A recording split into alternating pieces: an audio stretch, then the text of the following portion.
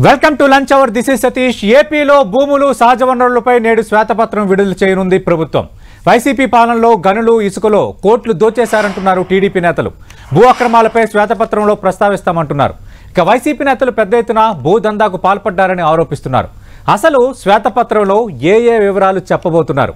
4వ శ్వేతపత్రం నేడే. ఇదే అంశంపై మనం లంచ్ అవర్ డిబేట్లో మాట్లాడబోతున్నాం. చర్చలో పాల్గొంటున్నారు వైఎస్ఆర్ కాంగ్రెస్ పార్టీ నుంచి ఆ పార్టీ అధికార ప్రతినిధి రాష్ట్ర కార్యదర్శిగా ఉన్న వెంకటరెడ్డి గారు. మరికాసేపట్లో తెలుగుదేశం పార్టీ అధికార ప్రతినిధి శ్రీనివాస్ చౌదరి గారు డిబేట్లో జాయిన్ కాబోతున్నారు.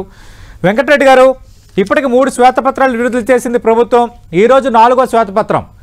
ఇప్పటివరకు 3 శ్వేతపత్రాల పరంగా మనం చూస్తూ ఉంటే పోలవరం కానీ అలాగే అమరావతి కానీ ఇవన్నీ కూడా డెవలప్మెంట్ ఫీజిబిలిటీస్, అలాగే గతంలో మీరు ఏం చేశారు కీలక ప్రాజెక్టులకు సంబంధించి వాస్తవాలంటే వివరించే ప్రయత్నం. ఇది ఇండివిజువల్గా డైరెక్ట్గా ఒక రకంగా వైఎస్ఆర్ కాంగ్రెస్ పార్టీ నేతలు అలాగే వైఎస్ఆర్ కాంగ్రెస్ పార్టీ పాలనలో ఉన్న అధికారులు ఏ విధంగా వ్యవహరించారు, అలాగే సహజ వనరులు దోపిడీ జరిగింది, భూదందా జరిగింది, విశాఖ కేంద్రంగా భారీ ఎత్తున భూ ఆక్రమణలకు పాల్పడ్డారు. ఇలాంటి అంశాలన్నీ ఈరోజు శ్వేతపత్రంలో ఉండబోతున్నాయి అని అధికార వర్గాలు చెబుతున్నాయి. ఈరోజు శ్వేతపత్రం కూడా భూములు, గనులు అలాగే అటవీ వనరులపై వాస్తవాలు చెప్పే శ్వేతపత్రం అని తెలుగుదేశం పార్టీ నేతలు అంటున్నారు. ఏం చెప్తారు? ఈ 4వ శ్వేతపత్రం మరి కాసేపు విడుదల కాబోతుంది. దీనిపై సతీష్ గారు, ముందుగా మీకు ప్యానెల్లో ఉన్న శ్రీనివాస్ చౌదరి గారికి, టెన్ టీవీ ప్రేక్షకులందరికీ నమస్కారాలు. Good afternoon. Good afternoon. ఇప్పుడు అధికారంలోకి వచ్చి 35 రోజులు అవుతున్నట్టుంది.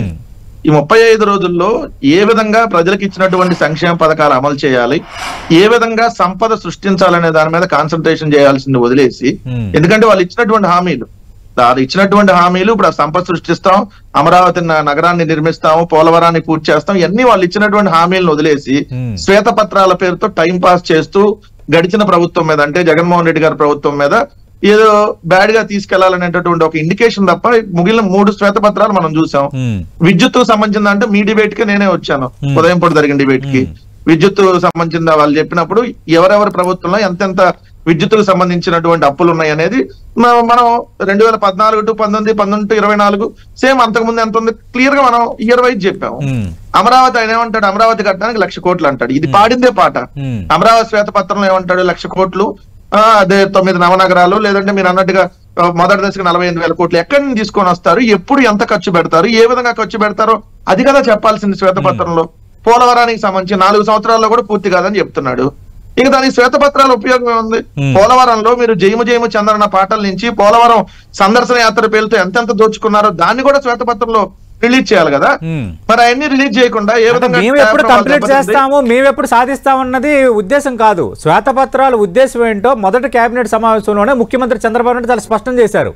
గత 5 ఏళ్లలో ఏం జరిగిందో వాస్తవాలను ప్రజల ముందు ఉంచుతున్నాము అన్నది ప్రధాన ఉద్దేశం వైట్ పేపర్స్ శ్వేతపత్రాలది.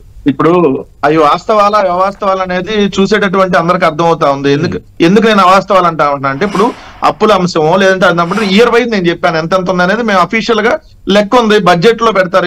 ఎవరి బడ్జెట్ సమావేశాలు జరిగినప్పుడల్లా ఎప్పుడెప్పుడు ఎంత అప్పు అయింది అనేది క్లియర్ గా పెడతారు. అది చంద్రబాబు నాయుడు గారు అసెంబ్లీకి వచ్చినప్పుడు కూడా చూసుకునే ఉన్నాడు కదా, అంతకుముందు ఎంత అయింది అనేది. సో ఇప్పుడు ఏదో అబద్ధాల పత్రాలుగా ఆంధ్రజ్యోతి ఈనాడులో రాసేటటువంటి కథనాలని శ్వేతపత్రాలుగా ఈయన వచ్చి ఇప్పుడు ముఖ్యమంత్రి హోదాలో చదివితే ఎలా నమ్ముతారు? ఇప్పుడు ఈ రోజు ఇంకో శ్వేతపత్రం అంటున్నాడు. శ్వేతపత్రాలు వస్తున్నాయి అంటున్నారు. ఇప్పుడున్న అధికార యంత్రాంగం ఇస్తున్న వివరాలనే ముఖ్యమంత్రి శ్వేతపత్రం రూపంలో ఎక్స్ప్లెయిన్ చేస్తున్నారు అంటున్నారు. సార్ మసిపూసి మారేడుకాయ చేయడానికి ఏముంటది? నేను మసిపూసి మారేడుకాయ కాదు సార్. ఇప్పుడు చంద్రబాబు నాయుడు గారు ఉన్నప్పుడు విద్యుత్ అప్పులు ఎంత మనం విన్నాం, అంతకుముందు వారసత్వంగా వచ్చింది ఎంతో విన్నాం, ఈ తర్వాత మేము వచ్చిన హయాంలో ఎంత జరిగినా విన్నాం. మరి దీంట్లో మేము వచ్చినాక తక్కువ జరిగినాయి, ఆయన వచ్చినాక ఎక్కువ జరిగినప్పుడు అది కదా క్లియర్ గా మెన్షన్ చేయాల్సిన శ్వేతపత్రంలో. అధికారులు ఇచ్చినటువంటి డేటాలో కావాల్సిన పార్టీనే వచ్చి శ్వేతపత్రంగా రిలీజ్ చేసి ఏదో మా ప్రభుత్వం మీద విమర్శ చేయాలనే ఉద్దేశంతో చేయడం. ఇప్పుడు ఈ రోజు సహజ వనరులు ఏదో దోపిడీ అంటున్నాడు కదా. అసలు ఇసుక దోచుకున్నారని 100 కోట్లు ఫైన్ వేసింది మీ ప్రభుత్వ హయాంలోనే కదా చంద్రబాబు నాయుడు గారు. మీ కరకట్లో ఉన్నటువంటి నివాసానికి కూతవేటు దూరంలో కరకట్ట నివాసంలో ఉన్న కృష్ణానది ఒకటి రోజుకు 2,500 ట్రక్కులు ఇసుకని మీరు అక్రమంగా తవ్వారని చెప్పి గ్రీన్ ట్రిబ్యునల్ 100 కోట్లు ఫైన్ వేసింది ఎవరి హయాంలో? మీ హయాంలో జరిగిన దానికి కదా ఫైన్ వేసింది. ఈ రోజు మీరు సహజ వనరుల దోపిడీ అంటే ఎట్లా? మీ కేబినెట్ మంత్రిగా ఉన్నటువంటి అయ్యన్న పాత్రుడు, మీ కేబినెట్ లో ఉన్నటువంటి ఇంకో మంత్రి గంటా శ్రీనివాసరావు మీద చేసినటువంటి ఆరోపణలు ఏంటి మీ హయాంలో? అప్పుడు సిట్ వేసా అన్నారు కదా, ఏమైంది అది? ఇప్పుడు కూడా ఏంటి దాన్ని సిబిఐ విశాఖపట్నం భూములన్నీ కబ్జా చేశారని చెప్పి మీ కేబినెట్ మంత్రి మాట్లాడాడు. మరి వీటన్నిటికీ సమాధానం చెప్పాలి కదా. రెండు, అమరావతిలో భూ కుంభకోణం జరిగింది, సిబిఐ ఎంక్వైరీ ఏమని చెప్పి సాక్షాత్తు ఆ రోజు బీజేపీ అధ్యక్షుడిగా ఉన్నటువంటి కన్నా లక్ష్మీనారాయణ గారు మీరు ముఖ్యమంత్రిగా ఉంటే లేఖ రాసిన మాట వాస్తవం కదా, ఆయన ఈ రోజు మీ పార్టీలో ఎమ్మెల్యేగా ఉన్నాడు. మరి సిబిఐ ఎంక్వైరీ అయ్యండి అమరావతిలో భూములకు దానికి సంబంధించి, ఇదన్నీ వేయండి. అంటే అమరావతిలో భూ ఆక్రమణలు జరిగాయి, లేదంటే అమరావతిలో భూదంతా జరిగింది, ఇదంతా జరిగిందని మీరు కూడా ఆరోపించారు కదా, మరి మీరేం తేల్చారు గత 5 ఏళ్లలో? సార్ మేము సిఐడి విచారణలు జరిగినాయి, దానికి సంబంధించి వాళ్ళు న్యాయస్థానాలు అసైన్డ్ భూములకు సంబంధించి కానీ వీటన్నిటిలో ఇప్పుడు మంత్రి నారాయణ అప్పుడు కూడా మంత్రిగానే ఉన్నాడు, అదే పురపాలక శాఖ మంత్రి, వాళ్ళందరికీ సంబంధించి నోటీసులు ఇచ్చాము, దాన్ని న్యాయస్థానాల్లో ఉన్నాయి. న్యాయస్థానాల్లో స్టేలు తెచ్చుకొని దాని విచారణని వేగవంతం కాకుండా వాళ్ళు వెళ్ళారు, న్యాయస్థానాల్లో ఉంది. మేము ఎక్కడ వచ్చిన తర్వాత ప్రతి దాని మీద మేము వెలికి తీసేటటువంటి కార్యక్రమం చేసాం, నిజాయితీగా మేము వ్యవహరించాం. మేము నిజాయితీగా ఉండి ఓడిపోయి ఉండొచ్చు, సో ఓటమిని వాళ్ళు ఏదో చూసి మాకు 164 వచ్చినాయి కాబట్టి మొత్తం ప్రజలందరూ మాకు ఆదరణ చేసేసారనేటటువంటి భావనలో వాళ్ళు ఉంటే ఏం లేదు, 4 ఏళ్ళు ఊరినే తిరిగిపోయి మళ్ళీ వస్తాయి. ఈ రోజు రాష్ట్రంలో జరుగుతున్నటువంటి కార్యక్రమాలు, ఒక్క నిమిషం సార్, 9 ఏళ్ల బాలిక మీద అత్యాచారం జరిగి హత్య జరిగిందంటే అమ్మాయి డెడ్ బాడీ దొరకలేదు సార్, పోయిన ఆదివారం, ఇవాళ సోమవారం, అంటే 10 రోజులుగా వస్తా ఉంది. ఎక్కడ రోజుకు రాష్ట్రం మొత్తం అతిసార డయోరియా, ఎక్కడికి పోయినా కూడా ఈ సమస్యలు. మీరు వీటన్నిటి మీద దృష్టి సారించకుండా రోజుకు ఒక రేపు జరుగుతుంది ఆంధ్రప్రదేశ్ రాష్ట్రంలో. చంద్రబాబు నాయుడు గారు ఇక్కడ కూర్చొని ప్రెజెంటేషన్లు వేసుకొని మా ప్రభుత్వం మీద విమర్శలు చేయడానిక ఏమైందంటే 10 రోజులు అయింది బాలిక, హోంమంత్రి ఎక్కడ, డిప్యూటీ సీఎం ఎక్కడ, మీరు వచ్చినాక ఎన్ని ధ్వంసాలు జరిగినాయి. ప్రస్తుతం డిబేట్ లో జాయిన్ అవుతున్నారు తెలుగుదేశం పార్టీ అధికార ప్రతినిధి శ్రీనివాస్ చౌదరి గారు. నమస్తే సార్. సార్ మీరు మ్యూట్లో ఉంది సార్, ఆడియో ఆన్ చేసుకోండి. శ్రీనివాస్ చౌదరి గారు ఇప్పుడు ఫైన్ సార్. శ్రీనివాస్ చౌదరి గారు, కేవలం వైఎస్ఆర్ కాంగ్రెస్ పార్టీ గత ప్రభుత్వాన్ని టార్గెట్ చేయడానికి, వైఎస్ఆర్ కాంగ్రెస్ పార్టీ నేతల్ని ఇబ్బంది పెట్టడానికి, లేనిపోని ఆరోపణలతో వాస్తవాలు చెప్తామని బయటికి చెబుతూ శ్వేతపత్రాలు విడుదల చేస్తున్నారు. ఇది మొత్తం ట్రాఫిక్స్ను డైవర్ట్ చేసే ఎత్తుగడ. రాష్ట్రంలో చాలా సమస్యలు ఉన్నాయి, ఆ సమస్యపై దృష్టి పెట్టకుండా ఈ శ్వేతపత్రాల పేరుతో ఒక సినిమా చూపిస్తున్నారని వైఎస్ఆర్ కాంగ్రెస్ పార్టీ ఆరోపిస్తుంది. గుమ్మడికాయ దొంగ అంటే బుధలు అనుకున్నారు, నాకు అర్థం కాలేదు. సతీష్ గారు, మొదట మీకు తండ్రి ప్రేక్షకులకి మా sir YCP leader Karmuri Venkateswara గారికి నమస్కారం. రాష్ట్రంలో 5 ఏళ్ల దుర్మార్గమైన పరిపాలనకి శ్వేతపత్రాలు ఇచ్చేస్తున్నారు. ప్రజల సంపద కదా, ప్రజల ఆస్తి కదా, రాష్ట్ర ఆస్తి కదా, ఎవర బజాగిరిని దోచుకున్నారని చెప్పి స్పష్టమైన అవకాశం కల్పించారు. కాబట్టి ప్రజలకు నిర్ణయాలు చెప్పాలి కదా. ఇప్పుడు మీరు తప్పు చేస్తుంటే నిలయండి, తప్పేం కాదు. ఇప్పుడు ఏదో మహిళ చనిపోయినన్నారు, పాప పట్టుకోలేదన్నారు, మరి జరిగిన 2 రోజుల్లోనే పట్టుకుని అరెస్ట్ చేసిన మన జరిగిన బాపట్ల సంఘటన పైన అభినందించలేదే. అలాగే గన్ను కన్నా ముందు జగనన్న వచ్చి చెప్తారన్న మాటలు ఏమయ్యాయి గత ప్రభుత్వంలో. సో 30,000 మంది ఎంఎన్ స్టాకింగ్ లో కొట్టుకుపోయిన వాళ్ళు ఏమైనారు. బ్యూటిఫికేషన్ అధికారంలోకి వచ్చారు, తీసుకురండి సార్. శ్రీనివాస్ చౌదరి గారు, మీరు అధికారంలోకి వచ్చారు, మళ్ళీ మా హయాంలో జరిగినాయి అంటే 30,000 మంది మహిళలు మిస్ అయ్యారన్నారు కదా. ఎంక్వైరీ కమిటీ ఏ జిల్లాలో ఎంతమంది మిస్ అయ్యారో తీసుకురండి. 30 రోజులు అధికారంలోకి వచ్చారు, వచ్చిన వెంటనే కార్యక్రమం మొదలు పెట్టాము.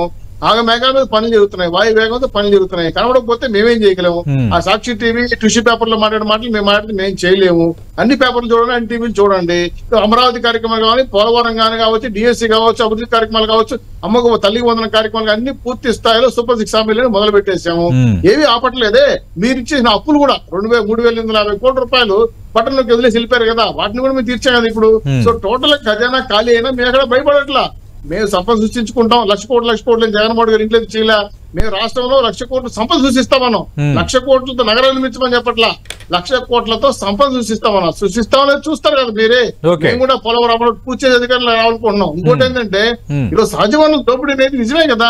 ల్యాండ్ స్టాండ్ పెట్టిన ఘనకార్యాలు మీరు గతంలో ఏం చూశారో ఏం చేశారో నాకు అడుగుతున్న సమాధానం లేదు కదా.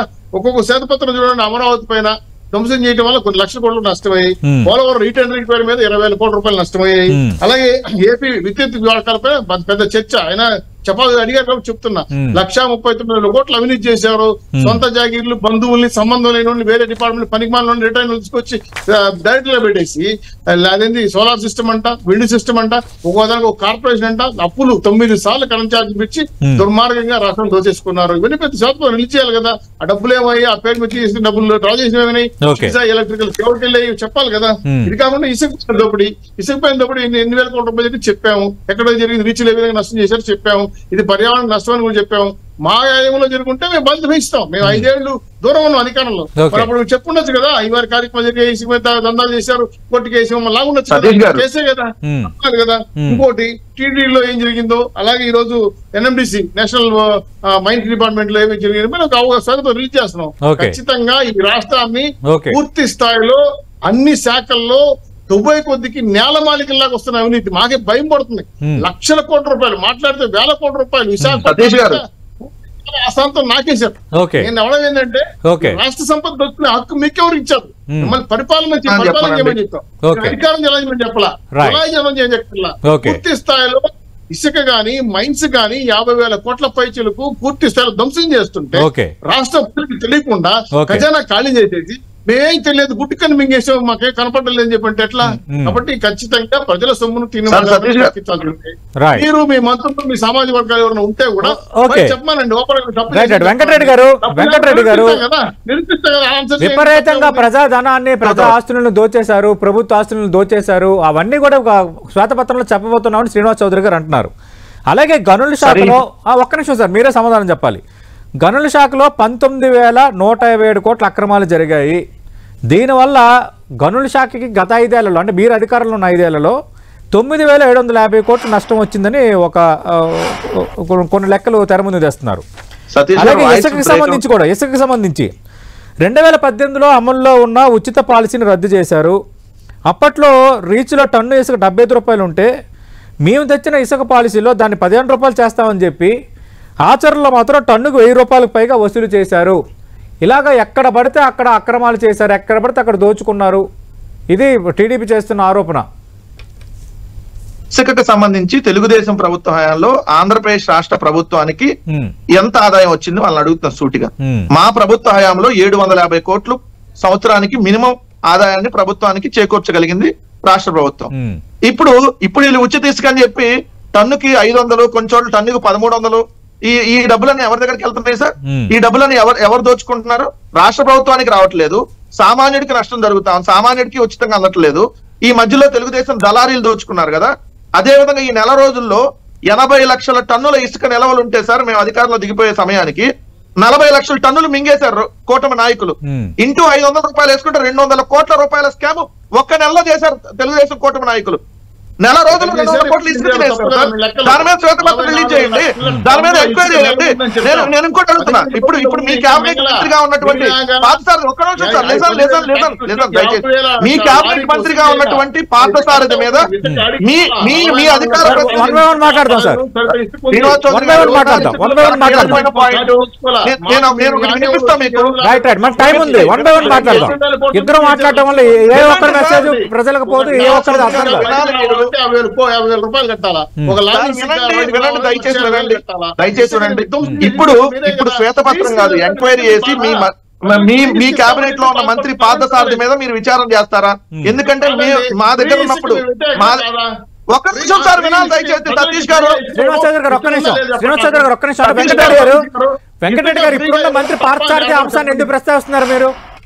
అది కూడా చెప్తాను సార్. ఇప్పుడు ఇలా జాతీయ అధికార ప్రతినిధి పట్టాభి తెలుగుదేశం పార్టీ మాట్లాడినటువంటి మాటలు, పట్టాభి ఎలాంటి ఆరోపణలు చేశారో చూడండి.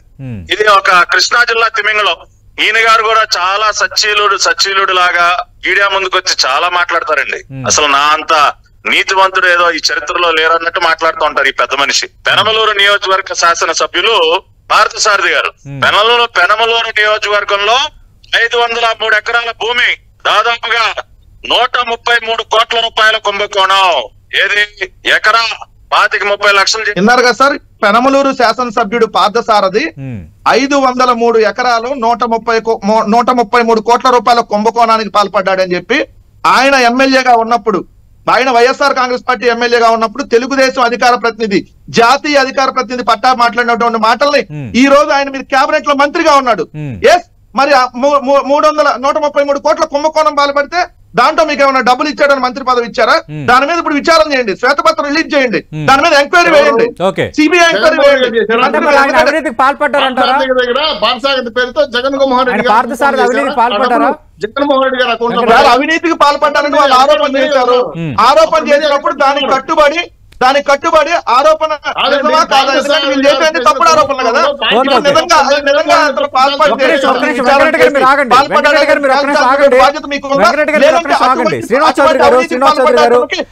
వైఎస్ఆర్ కాంగ్రెస్ పార్టీ పెనమలూరు శాసనసభ్యుడిగా ఉన్న ప్రస్తుత మంత్రి మీ పార్టీలో ఉన్నారు. మీ పార్టీ నుంచి మన నూజివీడు నుంచి గెలిచిన పార్థసారథి మీద ఆరోపణలు చేశారు. ఇవన్నీ తేలిస్తారా? ఇది ఇందాక వెంకటరెడ్డి గారు అడిగింది. అంతకుముందు మనం చూస్తే 2014 నుంచి 2019 మధ్య ప్రస్తుత స్పీకర్గా ఉన్న అయ్యన్న పాత్రుడు వర్సెస్ అప్పుడు మంత్రిగా ఉన్న గంటా శ్రీనివాసరావు మధ్య కొంత మాటల యుద్ధం నడిచింది. భూ ఆక్రమణలు వీటన్నిటి మీద అప్పుడు సిట్ వేయటం ఇదంతా కొంత నడిచింది. ఈ ఇష్యూస్ మీద కూడా చేస్తారా? గతంలో భూ ఆక్రమణలు చేశారని మీ తెలుగుదేశం పార్టీ నేతలు ఆరోపించారు కదా అప్పుడు మీ మంత్రి పైన అని వెంకటరెడ్డి గారు ఈ 2 అంశాలు ప్రస్తావిస్తున్నారు.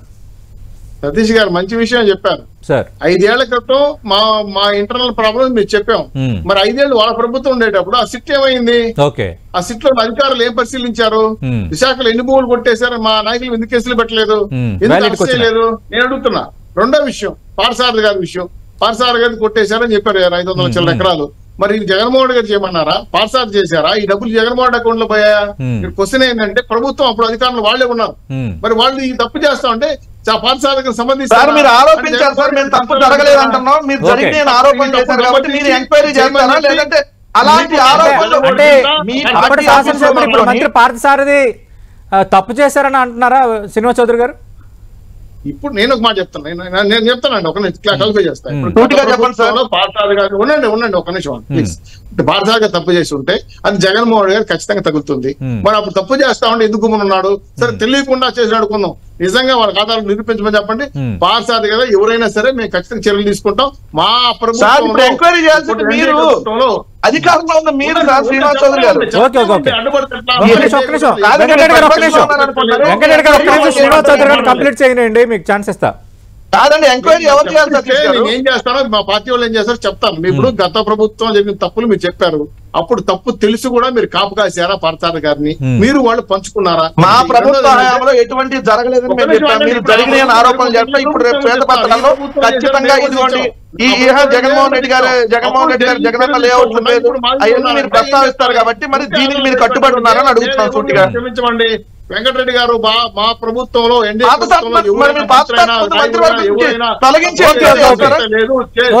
నిలబెట్టి ఖచ్చితంగా ప్రశ్నిస్తాం, ఖచ్చితంగా శిక్షార్హులు అవుతారు.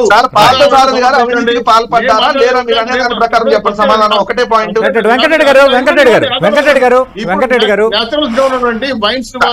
సతీష్ గారు ఇప్పుడు వాళ్ళు ఆరోపణలు చేసినటువంటి వ్యక్తి 533 కోట్ల కుంభకోణం అని చెప్పారు. చెప్పినటువంటి వ్యక్తి వాళ్ళు మళ్ళీ ఎమ్మెల్యే సీట్ ఇచ్చి వీళ్ళు మళ్ళీ మా మీద ఆరోపణ చేస్తే ఎట్లా? సరే సరే సరే ఇక ఇంకో ఒక్క నిమిషం సార్. తిమింగళాలు ఎక్కడని శ్రీనివాస్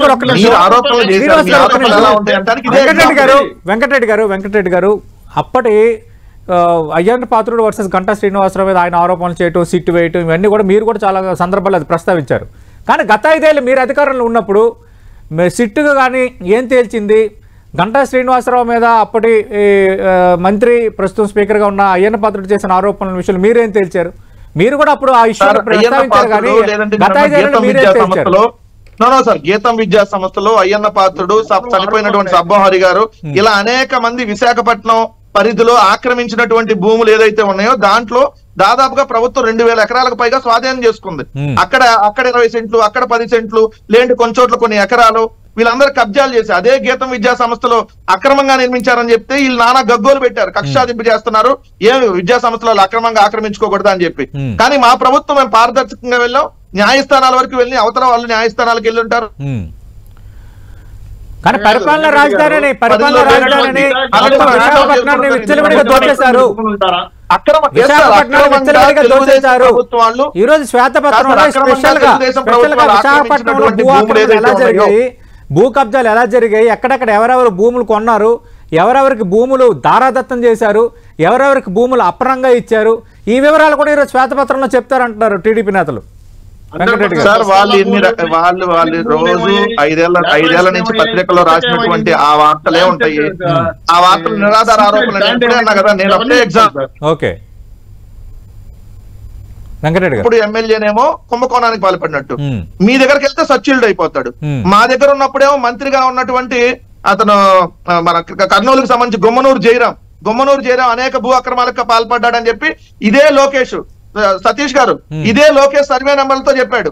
మా దగ్గర మంత్రిగా ఉన్న గుమ్మనూరు జయరాము ఈ అన్ని కబ్జాలు చేశాడని చెప్పి. మరి అదే గుమ్మనూరు జయరాముని మీరు ఓకే శ్రీనివాస్ గారు వాయిస్ రావట్లేదు. ఇప్పుడు గుమ్మనూరు జయరామ్ కావచ్చు, పార్సార్థి కావచ్చు, వాళ్ళు జగన్మోహన్ రెడ్డి గారు చేయమంటే చేసి దోచిపెట్టామని వాళ్ళు చెప్తున్నారు. కాదని మీరు నిరూపించుకోండి. విశాఖపట్నంలో భూ కుంభకోణం అంటారా?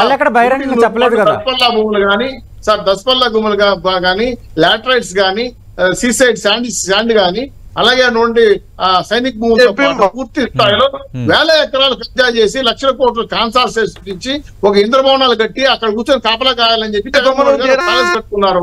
అది నిజమే కదా? నిజమే కదా. మరి సైనిక భూములతో సహా కాజేసిన విశాఖపట్నాన్ని మీరు పూర్తి స్థాయిలో రియల్ ఎస్టేట్ వ్యాపారం చేసేసి ఎక్కడ ఏ భూములు ప్రభుత్వ భూములు కూడా వదలకుండా పూర్తి స్థాయిలో ఆక్రమించారు. దీనిపైన ఖచ్చితంగా శాతం రిలీజ్ చేస్తాం. ఎందుకంటే అది ప్రజల ఆస్తి. హవా భూములు, సుక్కల భూములు 22 కింద వచ్చే ఏ భూముల కింద నాకు తెలిసి సమాచారం ఏంటంటే రాష్ట్రంలో ఇప్పటి వరకు 22 హవా భూముల కింద తీసుకున్న భూములు 39,395 ఎకరాలు వైఎస్ఆర్సీపీ నాయకులు ఆక్రమించుకున్నారు సార్. ఇది నాటే సిల్లి విషయం సార్. రాష్ట్ర వ్యాప్తంగా ఉన్నటువంటి భూములు అనేకవంతమైన భూములు అంటే 39,389 ఎకరాలు అనమాట. ఇంత భారీ ఎత్తున భూములు అక్రమ స్వాధీనం చేసుకుంటే బినామీ పేర్లతో ఏ రాష్ట్రంలో భూములు అప్పలంగా దొంగిలించడం తప్పు కదా.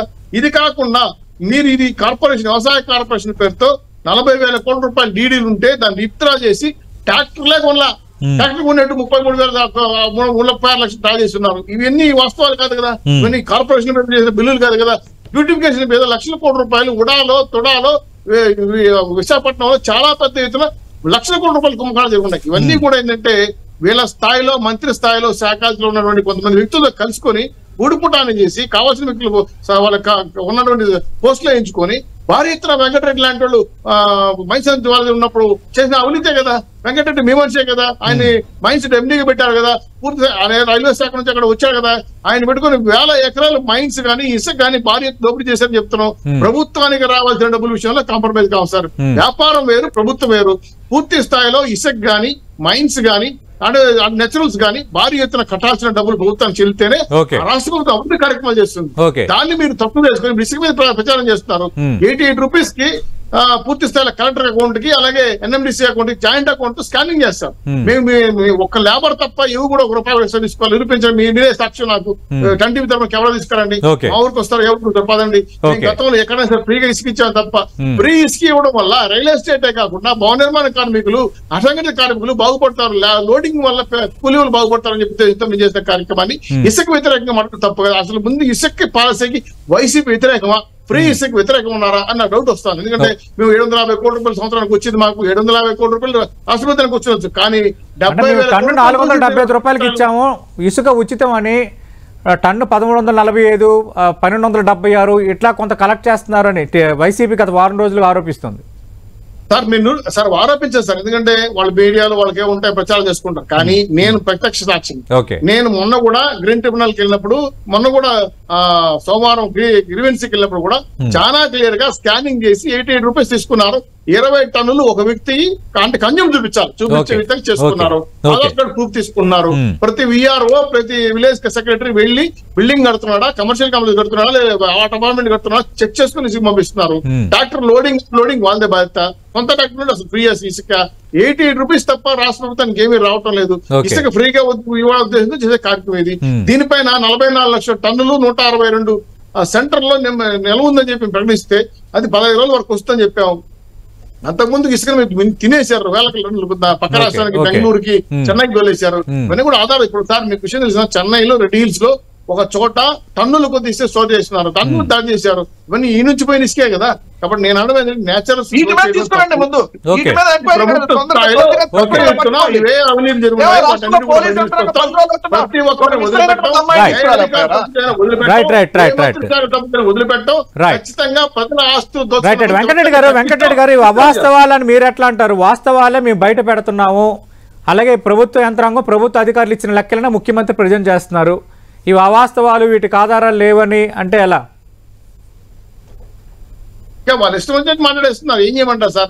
ప్రభుత్వం వాళ్ళ ప్రభుత్వంలో ఇదే అధికారులు ఉన్నారు, ఇప్పుడు వచ్చిన అదే అధికారులు ఉన్నారు. ఏ శాఖ ఎంత అభివృద్ధి జరిగిందో వాళ్ళే చెప్తున్నారు. ఆ రిపోర్ట్ ముఖ్యమంత్రి చెప్తున్నారు. నేను మాట్లాడు సతీష్ గారు ఒక చిన్న క్వశ్చన్, ఏ శాఖ అభివృద్ధి జరిగింది చెప్తున్నాం కదా, ఆ శాఖ మాజీ మంత్రులు ఉన్నారు వైసీపీలో, ఎందుకు వచ్చి మాట్లాడడం లేదు సార్? మీరు చేయలేదని ఎందుకు? ఏ శాఖ టూరిజం శాఖ అవినీతి, మైన్స్ అండ్ వల్ల అవినీతి, అదేవిధంగా లెక్కల విషయంలో అవినీతి. అంబటి రాంబాబు అయితే మాట్లాడారు, రాంబాబు గారు ఏం మాట్లాడారు మాకు తెలియదండి, నేను కట్టలేదండి, మాకు చదవలేదండి, మాకు కాపాడ్డాము తెలియదండి. నాకు నాలెడ్జ్ అంటే చెప్పడం ఏంటంటే ఈ సంవత్సరాలు ఈ గతంలో పోలవరం చెప్పేశారు. థ్యాంక్ యూ వెంకటరెడ్డి గారు. మనం చూస్తున్నాం అటు శ్వేతపత్రాల పరంపర కొనసాగుతుంది. మొత్తం 7 శ్వేతపత్రాలను విడుదల చేయడానికి సిద్ధమైన ఏపీ ప్రభుత్వం ఇప్పటికే 3 శ్వేతపత్రాలు విడుదల చేసింది. ఇప్పుడు 4వ శ్వేతపత్రం విడుదల చేయబోతున్నారు. అయితే మనకు అందుతున్న లేటెస్ట్ ఇన్ఫర్మేషన్ ఏంటంటే 7 కాదు, శ్వేతపత్రాల సంఖ్య 10 వరకు కూడా పెరిగే అవకాశం ఉందంటున్నారు. ఎక్స్క్లూజివ్లీ తిరుమల తిరుపతి దేవస్థానం గత 5 ఏళ్లలో ఏం జరిగిందన్న దానిపైన కూడా శ్వేతపత్రం విడుదల చేసే అవకాశం ఉందని కొంత సమాచారం అయితే అందుతోంది. ఏదేమైనా ఈ శ్వేతపత్రాలకు సంబంధించి వైఎస్ఆర్ కాంగ్రెస్ పార్టీ టీడీపీ మధ్య మాటల యుద్ధానికి అయితే దారితీస్తోంది. ఆ అవాస్తవాలు చెప్తున్నారని వైసీపీ అంటోంది. ప్రభుత్వ యంత్రాంగం ఇచ్చే లెక్కలు అఫీషియల్ లెక్కలతోనే ఆధారాలతో సహా ఉన్న వాస్తవాలను ప్రజలకు వివరిస్తున్నామని అధికార టీడీపీ అంటోంది. చూద్దాం దీని ఇంపాక్ట్ ప్రజలపై ఎంతవరకు ఉంటుందో. ఇది వాటి లంచ్ అవర్ డిబేట్. మరి కాసేపట్లో న్యూస్ అప్డేట్స్ అందిస్తాం.